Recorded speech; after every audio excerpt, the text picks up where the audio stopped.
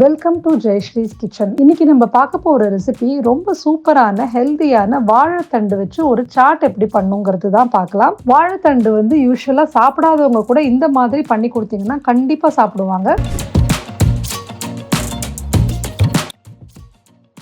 இதுக்கு நான் முதல் நாளே ஒரு கப்பு வாழைத்தண்டை பொடியாக நறுக்கி தண்ணியில் போட்டு கொஞ்சம் தயிர் விட்டு ஃப்ரிட்ஜில் வச்சுருந்தேன். நெக்ஸ்ட் டே அதை எடுத்துட்டு தண்ணியை நல்லா வாஷ் பண்ணிவிட்டு ட்ரெயின் பண்ணிவிட்டு ஒரு பெரிய பவுலில் சேர்த்துக்கலாம். இப்போது இதில் பொடியாக நறுக்கின ஒரு பெரிய வெங்காயம் சேர்த்துக்கலாம்.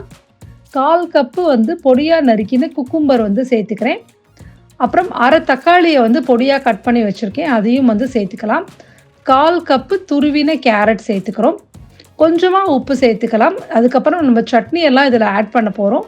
அப்புறம் 1/4 teaspoon red chilli powder, 1 teaspoon chaat masala, இதோட 3லேருந்து 4 டேபிள் ஸ்பூன் வறுத்த வேர்க்கடலை சேர்த்துக்கலாம். உங்களுக்கு வேக வச்ச வேர்க்கடலை வேணும்னா நீங்கள் அதை கூட சேர்த்துக்கலாம். 2 டேபிள் ஸ்பூன் சேவ், நான் ஓமப்பொடி சேர்த்துட்ருக்கேன். இதோட 2 table spoon sweet chutney, 2 table spoon green chutney. இந்த 2 சட்னியோட ரெசிபியும் டிஸ்கிரிப்ஷன் பாக்ஸில் ஜெயஸ்ரீஸ் கிச்சன் வெப்சைட்டோட லிங்க்கோட கொடுத்துருக்கேன், பாருங்கள். இப்போ இது எல்லாத்தையும் நல்லா மிக்ஸ் பண்ணிவிட்டு இதுக்கு மேலே கொத்தமல்லி இலையை தூவிக்கலாம். இதுக்கு மேலே 2 டேபிள் ஸ்பூன் திருப்பியும் சேவ் சேர்த்துட்டு அப்படியே உடனடியாக பரிமாறிடலாம்.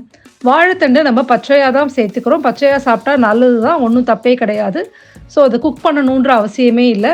இந்த ரெசிபியோட டீட்டெயில்டு டெக்ஸ்ட் டிஸ்கிரிப்ஷன் பாக்ஸில் கொடுக்குறேன், அதையும் பாருங்கள்.